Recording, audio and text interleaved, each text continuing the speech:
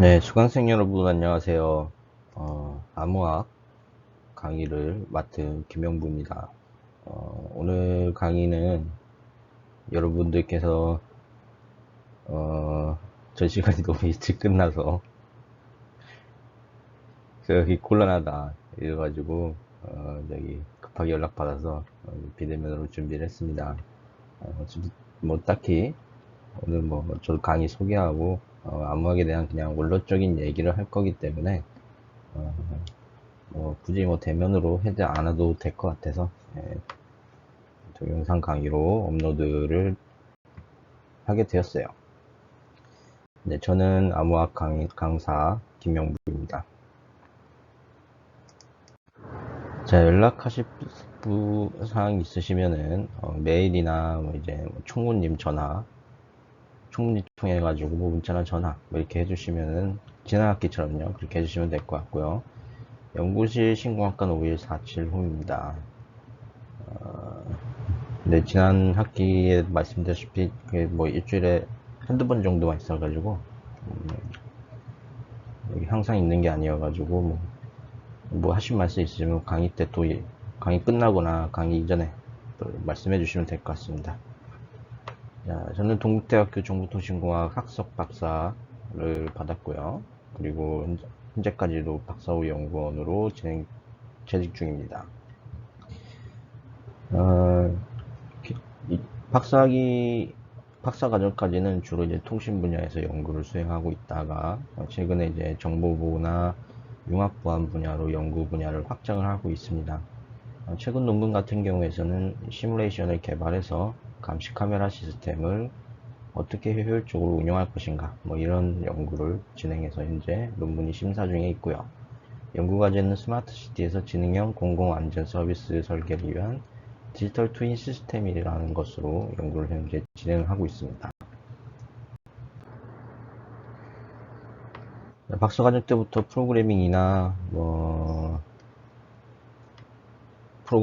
통신 이런 쪽에 대해서 강의를 계속 진행했고 2021년부터 컴퓨터 시큐리티 같은 과목들도 추가적으로 계속 강의를 진행하고 있습니다.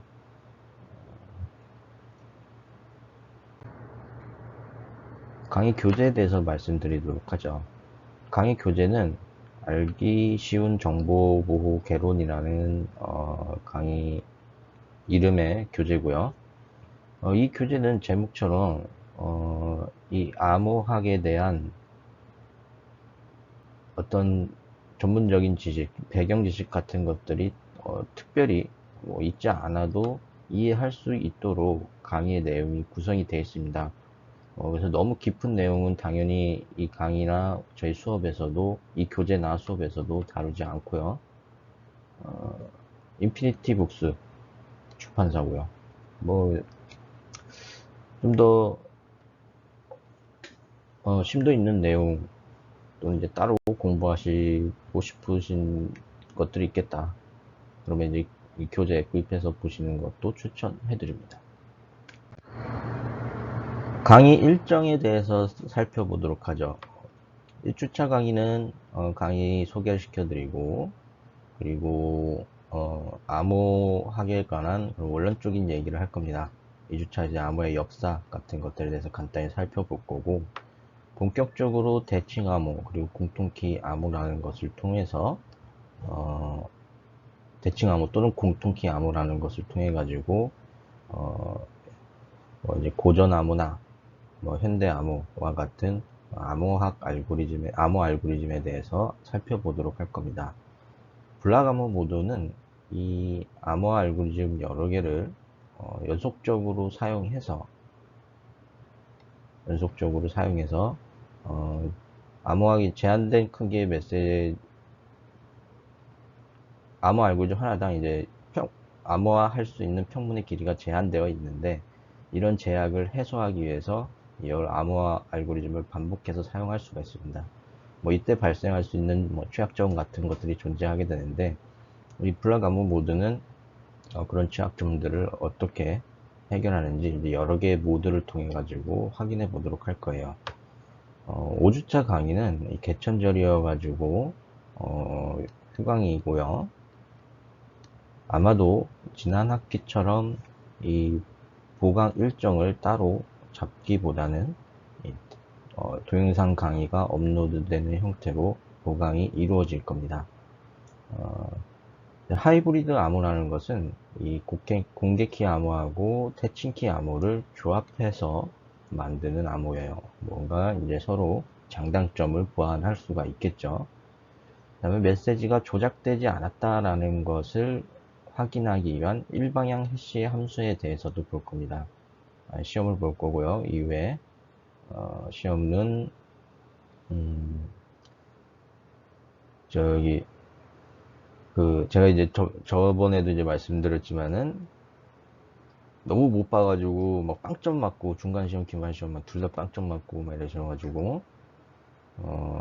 점수를 주기 곤란한 상황을 만드시지 않으면 됩니다. 자, 그 다음에 이제 메시지 인증 코드, 또 디지털 서명, 인증서, 또 이제 암호 키를 어떻게 생성하고 관리하는 것이 안전한가, 뭐 이런 부분들. 그리고 암호화의 알고리즘의 핵심적인 도구인 의사난수 생성기 같은 것들에 대해서 알아보도록 하죠. 여기까지 이제 도달할 수 있을지 아닐지 모르겠지만은 이제 PGP나 SSI 같이 이 엔드투엔드 통신에서 기밀성 있는 통신, 그리고 메시지가 조작되지 않았다, 추가적으로 인증되었다라는 뭐 이런 것들을 다 결합된 형태의 보안 프로토콜에 대해서도 알아보도록 할 겁니다. 마지막으로 기말 시험으로 강의가 종료가 됩니다.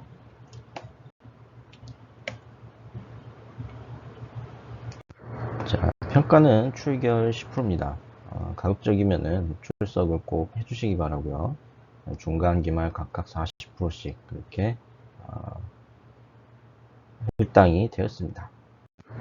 네, 첫 번째 강의를 시작하도록 하겠습니다. 오늘 강의는 교재 2장에 해당되는 암호의 3개에 관한 것입니다. 이 장은 다음과 같이 이루어져 있어요. 암호와 관한 그런 기초적인 개념에 대해서 살펴볼 거예요. 여기서는 뭐 일단 지난 학기에 이 부분이 조금 포함이 돼 있었을 거예요. 마지막에 우리가 암호가 그걸 좀 하긴 했었죠. 지난 학기에 그 정보부 총론에서 여기서 뭐 암호에 관련된 그런 이제 관습적인 용어들, 기초적인 용어들에 대해서 보도록 할 거고요. 또 암호화 복호화 과정에서 사용되는 매우 일반적으로 사용되는 기호적 또는 수학적 표현들에 대해서도 살펴보도록 할 겁니다. 암호 알고리즘에 크게 두 가지로 분류될 수가 있는데, 대칭 암호하고 공개키 암호 두 가지에 대해서도 살펴보도록 할 거예요. 그리고 그 밖에 암호 기술, 또 암호학자의 도구 상자라는 거, 암호학자가 이 암호 알고리즘에서 뭘 개선시키기 위해서 어떤 그런 도구들을 사용하냐, 뭐 이런 것들에 대해서도 살펴보도록 할 겁니다. 암호하고 크게 비교되는 것 중에 하나가 스테가노그래피라는 메시지를 숨기는 방식이 있습니다. 이것에 대해서도 알아보도록 하죠. 그리고 암호하고 보안 상식에 대해서도 마지막으로 살펴보고 이렇게 이제 종료를 하도록 하겠습니다. 첫 번째 섹션 암호에 대해서 살펴보도록 하죠. 이 섹션에서는 암호에서 사용하는 이름, 그리고 송신자, 수신자, 도청자를 통해 가지고 이 메시지의 기밀성이 필요한 이유에 대해서 알아보도록 할 겁니다. 그리고 암호하고 복호화의 개념, 암호의 기밀성, 그리고 해독이라는 그 총 5가지로 5가지 하이 섹션을 통해 가지고 이러한 내용들을 살펴보도록 하죠. 암호에서 관습적으로 흔히 사용하는 용어들 또는 이름들이 있습니다. 첫 번째, 앨리스하고 밥입니다. 앨리스하고 밥은 서로 통신을 하는 주체를 뜻하는 경우가 많습니다. 이 앨리스하고 밥 같은 경우에는 굉장히 암호학 분야에서는 관습적으로 사용하는 용어여 가지고 심지어 논문에서도 그림 같은 걸 표현할 때 앨리스하고 밥 이런 식으로 해서 자주 서로 통신하는 상황이다 라는 식으로 해서 이런 표현이 자주 발견이 돼요. 일반적으로 앨리스는 메시지를 전송하고 밥이 수신하는 상황입니다. 처음 사용한 사람은 이 공개키 암호를 개발한 디자인한 공개키 암호 중에 하나인 RSA라는 것을 개발한 이 론 리베스트가 처음 사용했다라고 알려져 있습니다. 이브는 도청자를 의미해 줍니다. 이 이브라는 용어가 어디 그냥 튀어나온 건 아니고 여기 도청자를 의미하는 이브스트로프로부터 유래됐다라고 할 수가 있습니다. 도청이라는 행위는 소극적인 공격을 의미해줘요. 도청 자체로는 아직 그 공격 대상에게 어떤 피해를 주고 있는 상황은 아닙니다. 여기서는 앨리스나 밥에 해당이 되겠죠.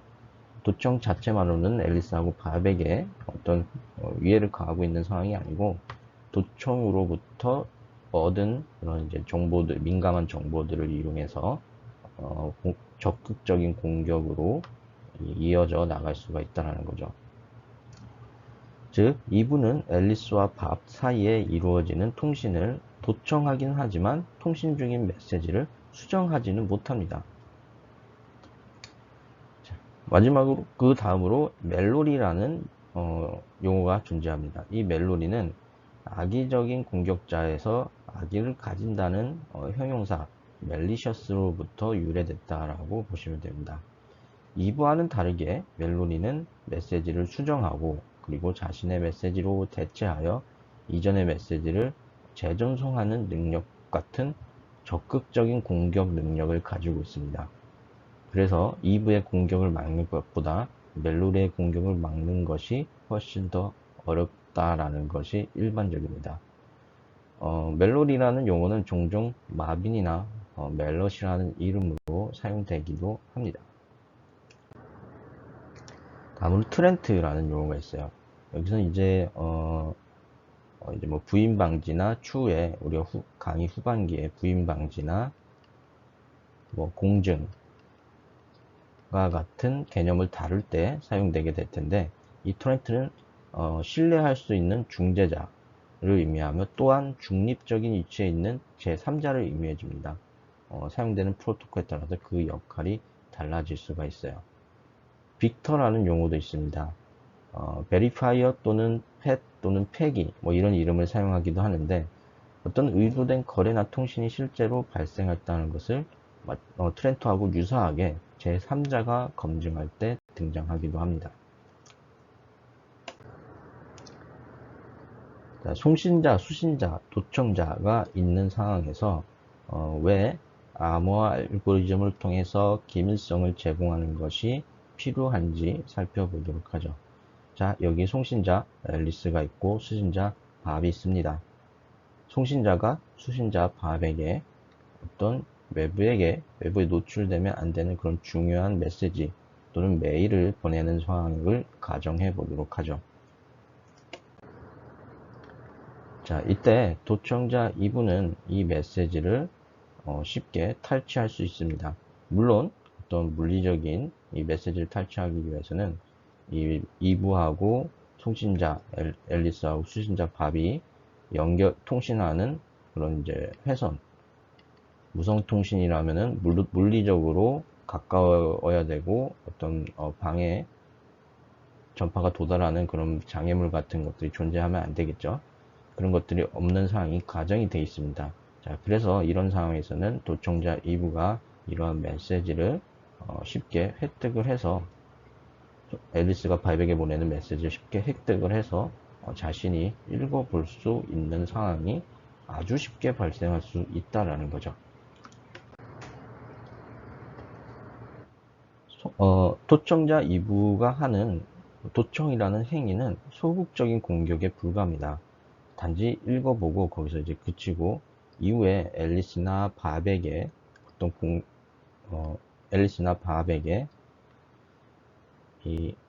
어떤 악의적인 공격으로 가지는 않는 상황이에요. 도청만으로는요.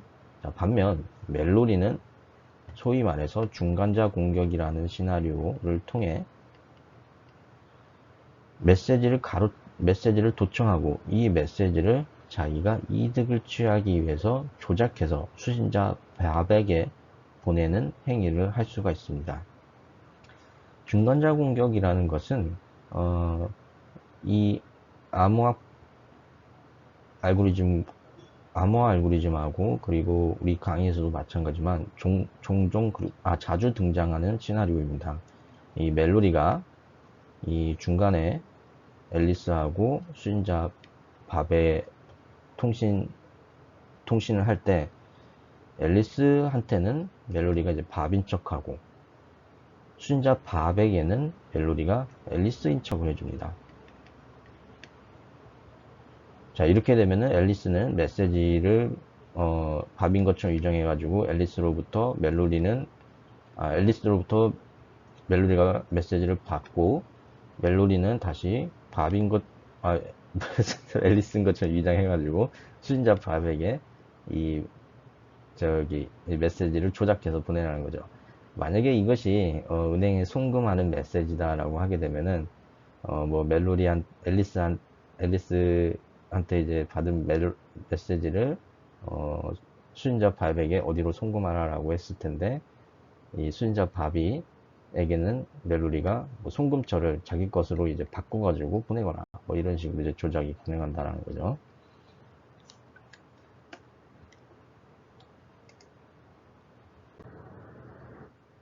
자, 그러한 상황을 이제 방지하기 위해서는 근본적으로 메시지의 기밀성이라는 것을 유지를 해줘야 됩니다. 이 메시지가 멜로디 또는 앨리스로부터 탈취되더라도 이 메시지가 무엇인지 알 수 없게 하기 위해서는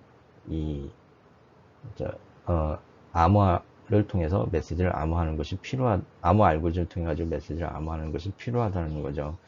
추가적으로 우리 강의 후반부에 확인하게 돼 이 메시지가 또 이제 조작되지 않았다, 또는 이 메시지를 보낸 당사자가 앨리스가 맞냐 틀리냐라는 것을 인증한다, 뭐 이런 크게 세 가지 방식이 요구가 될 수 있다는 점이죠. 자, 암호하고 복호화에 사용되는 그런 기본적인 용어들도 살펴보도록 하죠. 평문, 플레인 텍스트라고 해줍니다. 암호화되기 전에 메시지고요. 암호문은 사이퍼 텍스트입니다. 암호화한 후의 메시지입니다. 암호 기술은 중간에서 도청자가 암호문을 가로채어 갖게 된다고 하더라도 특정 비밀값을 모른다면 암호문을 평문으로 복호할 수 없도록 하는 기술입니다. 그래서 특정 비밀값이라는 것은 키값을 의미하죠. 자, 그림 2-5를 통해 가지고 암호화 과정을 살펴보게 되면 뭐 평문이 이런 안녕하세요, 이번 일요일에 덕수궁에서 만납시다 라는 형태의 평문이 있다라고 하게 되면은 이것을 암호화 알고리즘의 입력값으로 사용하는 거죠.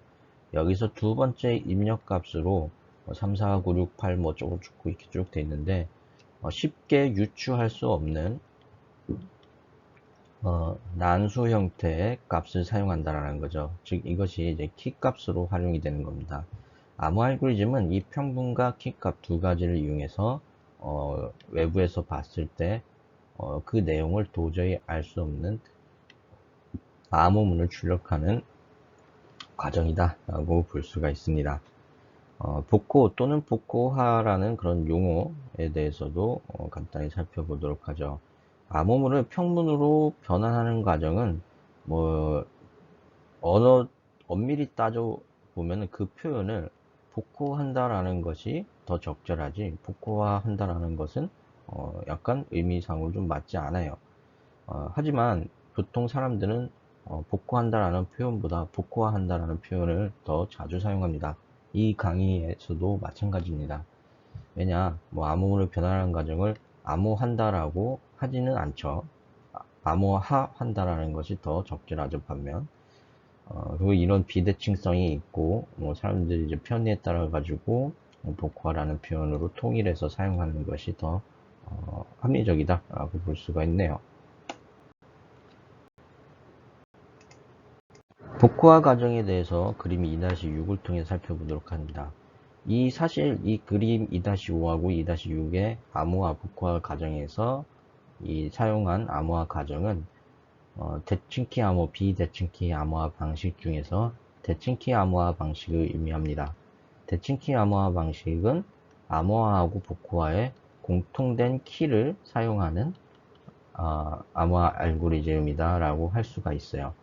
자, 아까 이 암호화된 메시지, 암호문을 이용해서 복화 알고리즘의 입력값으로 사용하게 됩니다. 이때 이 복화 알고리즘이 해당 암호문을 올바른 평문으로 변환하기 위해서는 암호화 알고리즘에 사용되었던 키하고 동일한 키 값을 사용해야 돼요. 만약에 다른 키 값을 사용한다 라고 하게 되면은 이 평문은 이해할 수 없는 어, 이상한 형태의 문장으로 변환이 될 겁니다. 자, 그래서 그림 2-7에 통해 가지고 도청자 2부가 있는 상황에서 송신자 앨리스가 밥에게 메시지를 송신하는 상황을 다시 한번 살펴보도록 하죠.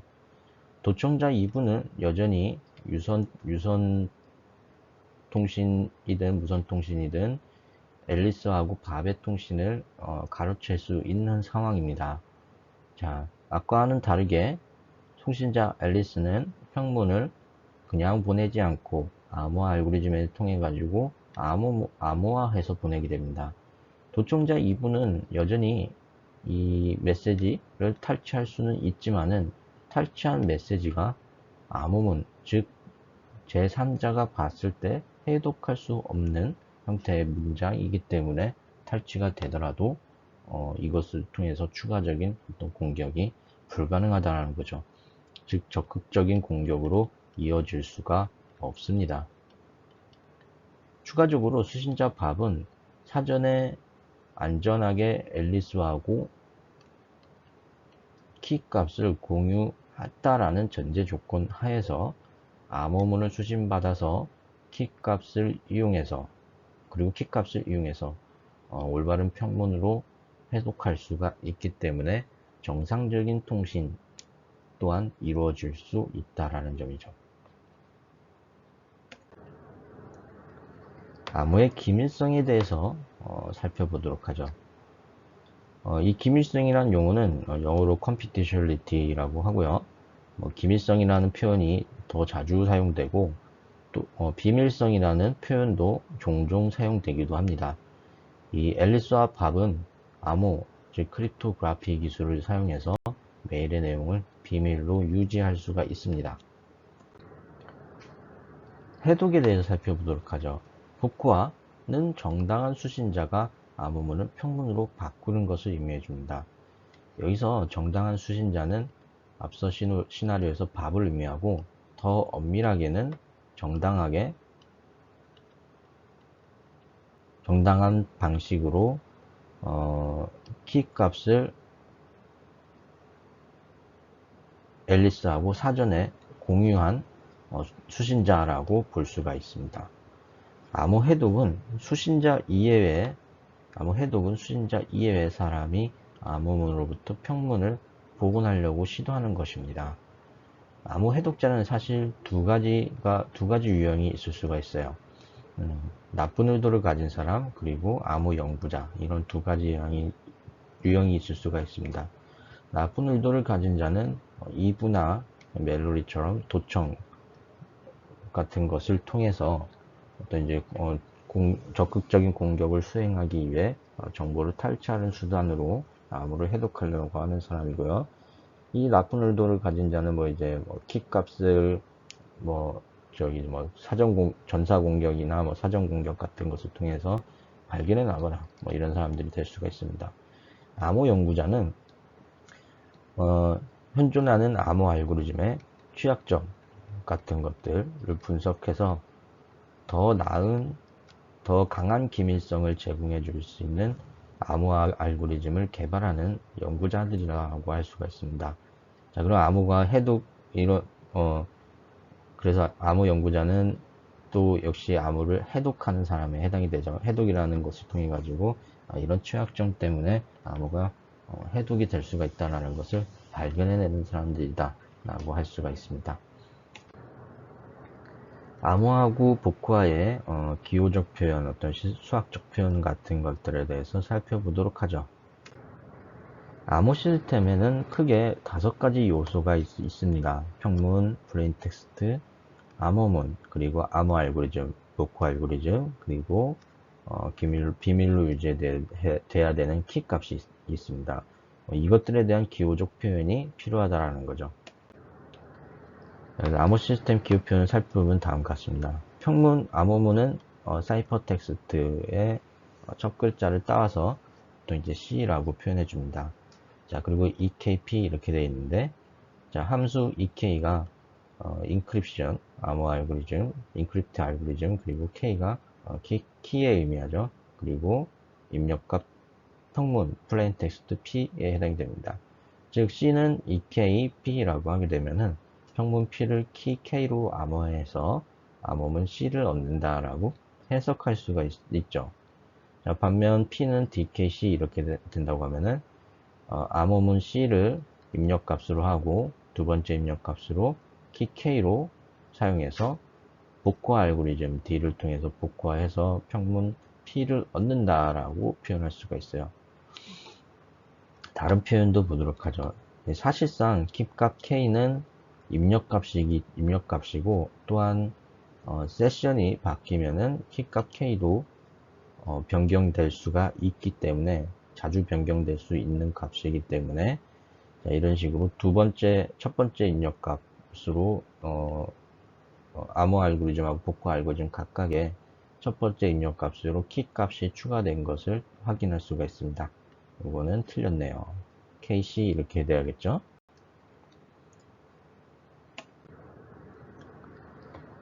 암호하고 복호화 과정을 그림과 수식을 통해서 다시 살펴보면 이런 형태입니다. 암호문 C를 얻기 위해서 평문 P 값을 입력값으로 사용하고 키 K 값을 또 다른 입력값으로 사용했다. 암호 알고리즘은 2다. 복호화 과정도 마찬가지로 암호문 C를 입력값으로 사용하고 복호 알고리즘은 D에 그리고 또 동일한 키값 K를 사용해서 평문 P를 얻는다 라고 그렇게 해석할 수가 있습니다. 세 번째 섹션에서는 대칭 암호하고 공개키 암호에 대해서 보도록 하죠. 앞서 간단하게 언급드렸는데 대칭 암호는 동일한 키를 사용하는 암호, 공개키 암호는 다른 키, 개인 키, 그리고 공개키라는 두 개의 키쌍을 사용하는 암호화 방식입니다. 자, 암호 알고리즘, 그리고 키, 대칭 암호하고 비대칭 암호, 하이브리드 암호 시스템, 이것들에 대해서 간단히 알아보고요. 물론 이것들 우리가 뒤 강의를 진행하면서 각각 좀 더 자세히 알아보도록 할 겁니다. 자, 암호 알고리즘은 평문을 암호문으로 만드는 절차죠. 복호 알고리즘은 암호문을 평문으로 만드는 절차입니다. 암호 알고리즘은 이 암호하고 복호 알고리즘을 모두 일컫는 용어다라고 할 수가 있습니다. 자, 키 값은 이 암호 알고리즘에서 키 값은 일단 다음과 같은 긴 형태고요. 그리고 예측하거나 어떤 규칙이 없는 난수 형태여야 됩니다. 난수 생성기로부터 이 키 값이 만들어져요. 실제로 암호 알고리즘은 이진수로 변환된 숫자로 변경돼서 사용이 되고요. 이 암호키가 늘 비밀로 유지해서 안전하게 보호해야 하는 것이 암호 알고리즘이 기밀성을 제공하는 것의 핵심입니다. 암호 알고리즘 자체는 공개되어 있고 누구나 사용할 수가 있어요. 그래서 그것을 비밀로 유지해서 기밀성을 제공해 주는 것이 아니라 이 키 값을 기밀로 유지해서 기밀성을 제공해 줍니다. 어떤 알고리즘, 어떤 암호 알고리즘든 간에 키 값을 기밀로 유지하고 있다라고 하게 되면은 이 키 값이 노출되지 않는 이상 어떤 암호물을 평문으로 복호화할 수가 없기 때문이죠. 두 가지 암호화 방식이 있다라고 했습니다. 하나는 대칭 암호, 다른 하나는 비대칭 암호 또는 공개키 암호, 뭐 이렇게도 불러집니다. 대칭 암호는 암호화를 할 때 사용하는 키하고 복호화를 사용할 때는 키가 동일한 암호 알고리즘, 그리고 비대칭 암호는 암호화를 사용할 때 사용하는 키하고 복구화 사용할 때 사용하는 키가 서로 다른 암호화 알고리즘입니다. 우리는 강의 전반부에서는 대체적으로 대칭 암호에 대해서 얘기를 할 거고, 이 비대칭 암호에 대해서 좀 더 이후에 얘기를 하도록 할 겁니다. 비대칭 암호에 대해서 간단하게 살펴보도록 하죠. 비대칭 암호의 요소는 이 송신자하고 수신자가 각각 한 쌍의 키를 갖고 있는 겁니다. 이 한 쌍의 키는 하나는 공개 키, 그리고 나머지는 개인 키라는 것으로 알려져 있습니다. 개인 키는 복구화 하는 데만 사용하고요. 공개 키는 암호화하는 데 사용합니다. 이 비대칭 암호화 방식과 같이 이 두 개의 키쌍을 사용하는 이유는 바로 대칭 암호 방식에서 키 배송 문제라는 것을 해소하기 위함이다라고 할 수가 있어요. 가령 아까 이제 봤던 그림에서 앨리스하고 밥이 서로 통신을 하게 되는데 사전에 키를 안전하게 공유를 해야 된다라고 했습니다. 왜냐? 앨리스하고 밥이 키를 앨리스하고 밥에게 메시지를 전송하기 전에 이 동일한 키를 A하고 B가 앨리스하고 밥이 공유하고 있지 않는다라고 하게 되면은 앨리스는 해당 키로 뭐 암호화도 할 수 없고, 그러면은 밥도 다시 얘기할게요. 자, 여기서는 앨리스하고 밥이 서로 통신을 앨리스가 밥에게 메시지를 전송하려는 상황에서 사전에 밥은 앨리스에게 앨리스 너가 이제 메시지를 보낼 게 있으면은 어떤 특정 K로 암호화를 수행해서 보내줘 라는 것이 그런 절차가 이제 사전에 필요하게 됩니다. 자, 그러면 이 키 K를 앨리스에게 안전하지 않은 채널, 즉 도청자 2부나 멜로디가 있는 채널을 통해서 보내는 것이 타당할까요? 타당하지 않죠. 왜냐면 이 키 K는 도청자 2부나 멜로디가 역시 탈취할 수 있기 때문이죠. 자, 이러한 키 배송 문제를 해결하기 위해서 암호화를 위해 사용되는 키 K하고 복화를 위해 사용되는 개인 키가 따로 분리가 됩니다. 이 비대칭 암호 방식에서는 개인 키라는 것을 여기서 밥이 키쌍을 생성하게 되는데, 공개 키는 밥이 안전하게 유지하고, 반대로, 개인 키는 밥이 안전하게 유지하고요. 공개 키는 앨리스가 암호화를 수행할 수 있도록 안전하지 않은 채널로 보내게 됩니다. 자, 그래서 그러면 어떻게 될까요? 앨리스는 공개 키를 암호화 알고리즘에만 사용하죠.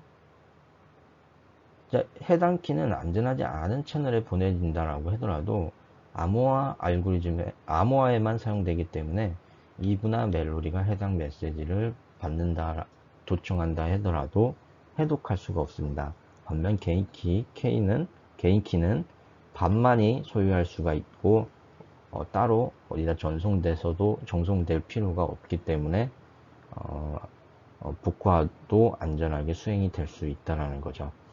이 공개키하고 개인키 두 쌍은 어떤 수학적으로 밀접한 관련이 있어서 이 공개키로 암호화된 메시지가 개인키로 복화될 수가 있습니다. 뭐 이런 것에 대해서는 좀 더 자세한 내용은 추후에 공개키 암호화 알고리즘을 다룰 때 살펴보도록 하죠. 자, 정리하자면 공개키는 공개를 함으로 이 암호 알고리즘을 공개키 암호라고 합니다. 대칭 암호하고 비대칭 암호 방식을 그림을 통해서 비교하면 다음과 같아요. 뭐 이게 큰 키가 있는데 큰 의미는 없고, 대칭 키에서는 이 키가 동일하고 비대칭 키에서는 암호화 키하고 복구화 키가 따로 분리된다. 얘는 이제 공개 키, 얘는 개인 키가 되는 거죠. 이런 것이 이제 다르다라는 것 정도만 이 그림에서 확인하시면 됩니다. 동일하다, 다르다, 뭐 이런 거. 하이브리드 암호 시스템이라는 것이 있습니다. 사실 공개키 암호 방식은 앞서 얘기한 키 배송 문제를 해결할 수 있지만 대칭키 암호화 방식에 비해서 메시지를 암호화하는 처리 속도가 느리다는 단점이 있어요. 자, 그래서 단순히 뭐 이제 세션 키라는 그런 세션 키하고 세션 키를 암호화하는 공개 키라는 뭐 이런 개념을 도입을 해서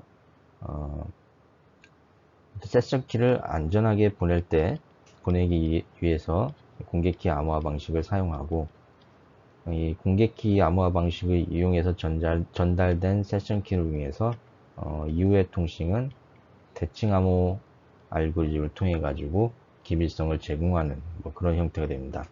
그래서 이 두 가지 암호화 방식을 조합해서 사용하는 것이 하이브리드 암호 시스템이고 좀 더 자세한 것도 이제 추후에 살펴보도록 하겠습니다. 그 밖에 여러 가지 암호 기술에 대해서도 살펴보도록 하죠. 단순히 앨리스하고 바비 통신을 할 때 이런 적극적인 공격자 멜로리가 있다. 적극적인 공격자, 악의적인 공격자 멜로리가 있다라고 하게 되면은 멜로리는 앞서 간단하게 얘기했었던 중간적 공격 시나리오에서 메시지를 조작하거나 또한 메시지를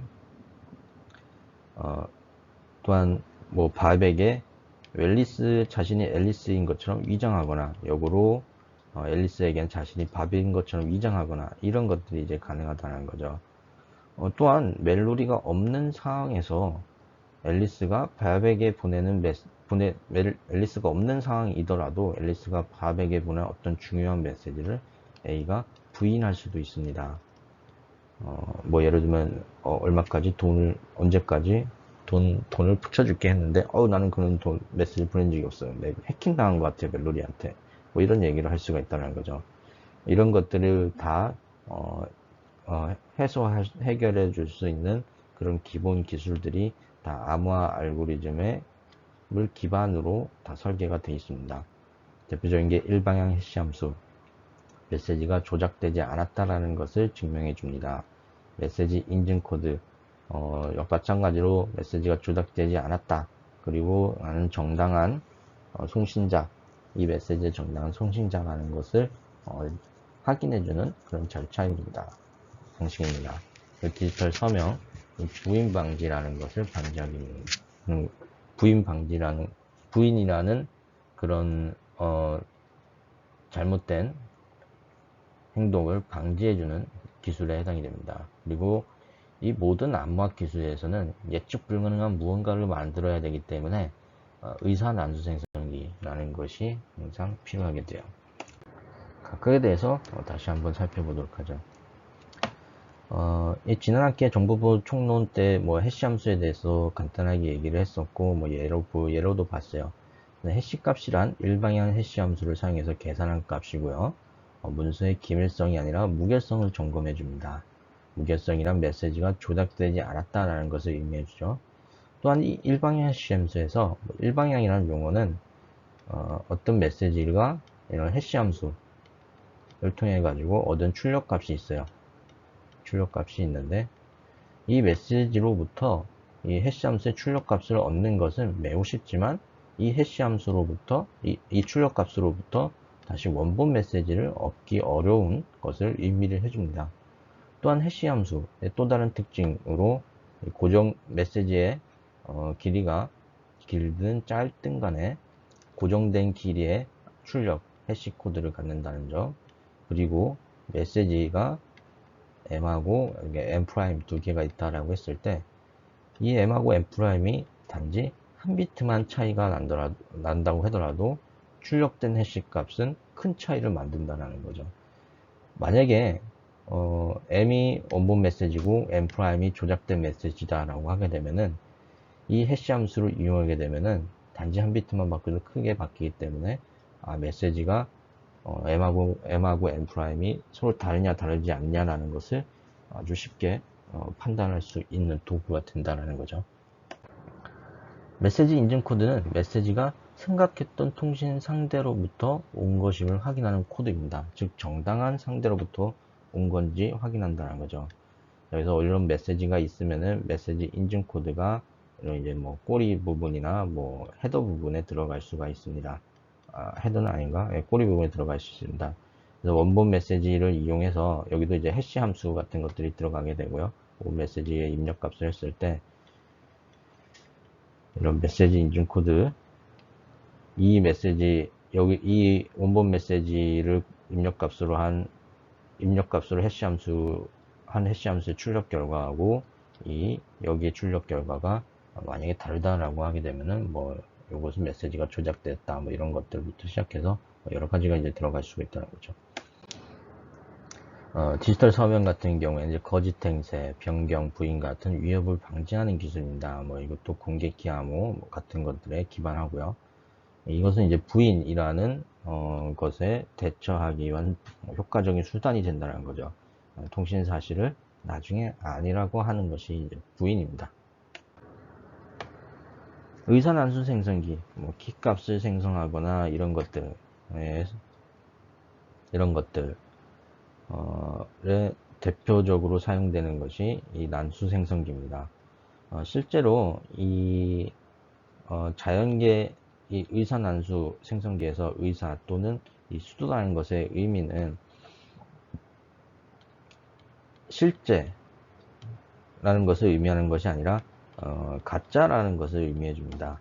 이 의사난수 생성기 같은 경우에서는 생성하는 난수가 통계적으로 난수의 특성을 갖고 있지만 사실은 이 의사난수 생성기의 어떤 이제 시드 값이라는 것을 알게 되면은 이 난수가 다음에 생성될 난수를 추정을 해 볼 수가 있어요. 그러니까 그리고 뭐 이제 의사난수 뭐 또 역으로 이 시드 값 같은 걸 이제 고정을 해 가지고 동일한 여러 가지 이제 랜덤 프로세스들이 필요한 상황에서 동일한 랜덤 프로세스를 또 이제 재현할 수 있고 뭐 이런 상황이 있다는 거죠. 뭐 간단하게 언급을 해보자면은 만약에 시드 값으로 1값을 사용했다라고 하게 되면은 이때 생성되는 뭐 난수가 뭐 난수의 범위를 만약에 1부터 10까지로 제한했다. 그러면 뭐 7, 6, 5, 4, 3 이런다라고 하게 되면은 똑같은 시습값 1을 사용한다고 했을 때 여전히 7, 6, 5, 4, 3 뭐 이런 식으로 나온다는 거죠. 그리고 시드 값을 뭐 2로 변경하게 되면은 뭐 4, 5, 6, 뭐 7, 뭐 이런 식으로 나올 텐데 이 시드 값이 1일 때나 2일 때나 둘 다 이 생성된 난수들을 관찰했을 때 통계적으로 난수의 특성을 무작위한 그런 특성을 갖는 것은 동일하지만 이런 이제 순서들 같은 것들, 시퀀스들이 다 다르다. 시퀀스가 근데 시드 값에 의해서 결정이 된다라고 할 수가 있습니다. 이런 식으로 완벽한 자연계에서 완전히 예측 불가능한 그런 난수는 아니기 때문에 이런 이제 의사 난수 생성기라고 이렇게 얘기를 해줍니다. 자, 마지막 세션 맞나? 예, 암호학자의 도구 상자에 대해서 살펴보도록 하죠. 뭐 여러 가지가 있습니다. 앞서 봤던 대칭 암호, 공개키 암호, 일방향 해시 함수, 메시지 인증 코드, 디지털 서명, 의사 난수 생성기 이런 것들을 다 의미해서 암호학자의 도구 상자들을 의미해 줍니다. 얘네들을 이용해 가지고 정보를 안전하게 보호할 수 있기 때문에 이런 암호학자가 이런 정보를 보호할 수 있는 이런 도구들을 제공해 준다라고 하기 때문에 이런 암호학자의 도구상자 암호라고 이렇게 얘기를 해주는 거죠. 각 보안 위협과 암호 기술을 위한 방지, 연관성을 살펴보면 다음과 같습니다. 도청은 기밀성을 위협하는 행위고 대칭 암호, 공개키 암호와 같은 암호화 알고리즘을 이용해 가지고 이 기밀성을 보호할 수가 있고 메시지 변경은 무결성을 위협하는 특성인데 여러 가지에 의해서 보호받습니다. 대칭 암호, 공개키 암호, 그리고 일방향 해시 함수, 메시지 인증 코드, 디지털 서명 다 관련이 되어 있어요. 얼핏 생각해보면은 뭐 암호화 방식이, 암호화 알고리즘이 무결성하고 무슨 관련이 있냐라고 할 수 있는데, 일단 메시지를 암호 알고리즘 통해 서 기밀성을 제공해 준다라고 하게 되면은 어, 메시지가 무슨 내용인지 알 수 없기 때문에 조작하는 행위로 이어지지가 않겠죠. 뿐만 아니라 대표적인 메시지 무결성을 제공하기 위한 일방의 해시 함수 또한, 해시 함수가 어, 암호 알고리즘에 갖고 있는 여러 요소들로부터 여러 요소들, 구성 요소들을 활용해서 설계됐다라고도 할 수가 있습니다. 위장 같은 경우에 인증, 정당한 사용자가 맞냐라는 것, 대칭 암호, 공개키 암호에서 키 값을 이용하는 것을 또 활용해 줍니다. 이 키값 같은 경우에서는 고유한 특성이 있죠. 만약에 이것이 유출되지 않는다라고 하게 되면은 이 키값을 갖고 있는다는 것 자체가 자기 자신이 정당한 사용자라는 것을 의미한다는 겁니다.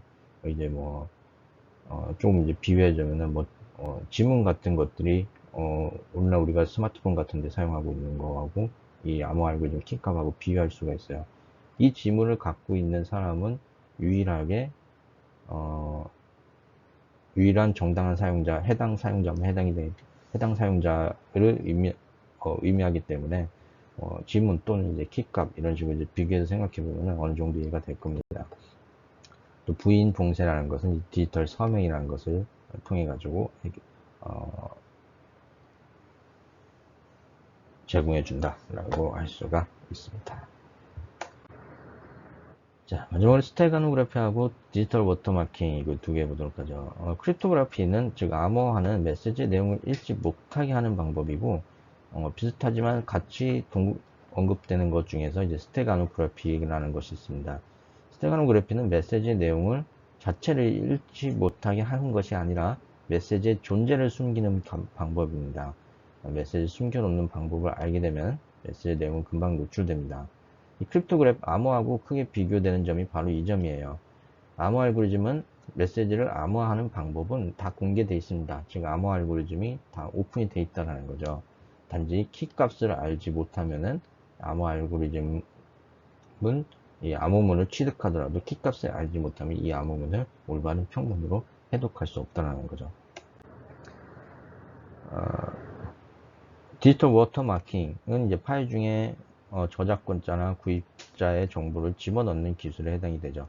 디지털 워터마킹 기술에 이런 스테가노그래피 같은 것들이 사용됩니다. 여기가 이제 마지막 세션이네요. 암호하고 보안 상식에 대해서 살펴보도록 하죠.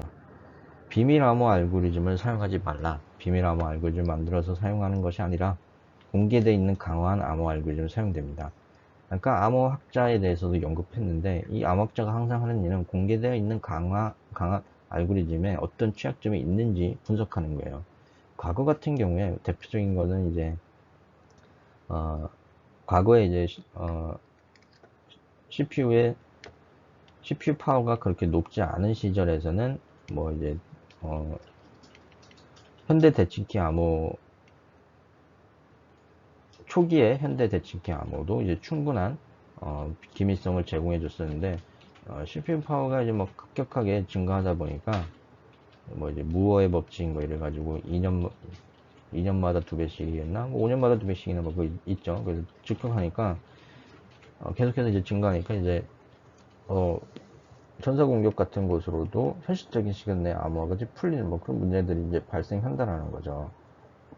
암호학자는 뭐 이런 거를 이제 해서 암호화 알고리즘을 그래서 이제 보완하는 것이 뭐 캣값을 늘리자라는 것이 뭐 이제 뭐 가장 근본적인 대책이었고 좀 더 이제 이 암호물을 좀 더 이제 더 해독하기 어려운 뭐 그런 알고리즘을 다시 설계하고 개선하고 뭐 이런 과정들이 이제 필요했습니다.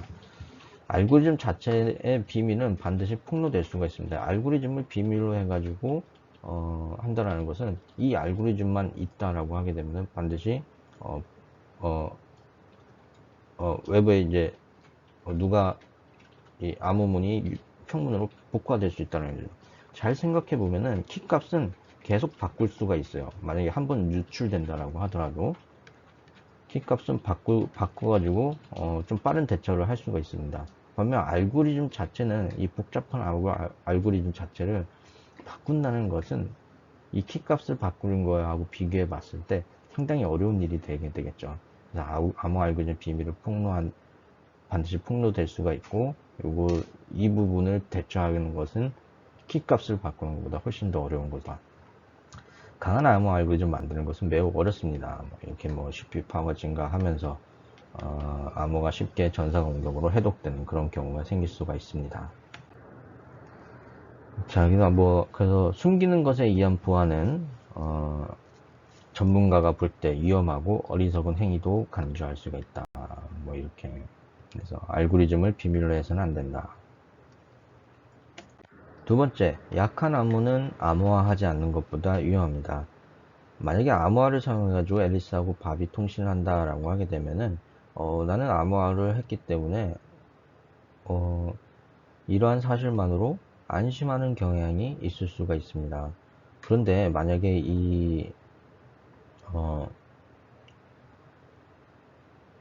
암호 알고리즘이 좀 이제 약하고 취약한 알고리즘을 사용했다라고 하게 되면은 A하고 B는 악의적인 공격자 멜로디가 이 메시지를 탈취해가지고 약한 암호로 되어 있는 메시지를 탈취해가지고 도청해서 어떤 적극적인 공격이 이루어지기까지 전까지 그 공격을 알아챌 수가 없습니다. 왜냐면 도청이라는 것은 소극적인 공격이고 도청 행위 자체만으로는 어떤 액션이 있는 것은 아니기 때문에 쉽게 공격을 알아채기 어렵다는 거죠. 그것 때문에 공격이 이루어지기까지 계속해서 메시지가 지속적으로 노출되는 그런 상황이 발생한다는 거죠. 오히려 암호화를 사용하지 않는다라고 하게 되면은 다른 안전한 방식으로 메시지를 안전하게 정송하려고 할 수도 있기 때문에 차라리 그 편이 날 수도 있다는 겁니다.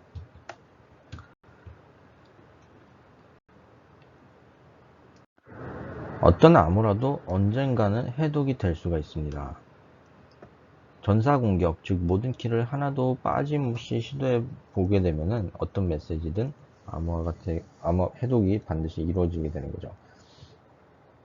키 값이 아무리 길어도 모든 경우의 수를 다 시도해 보면은 해독이 된다는 거죠.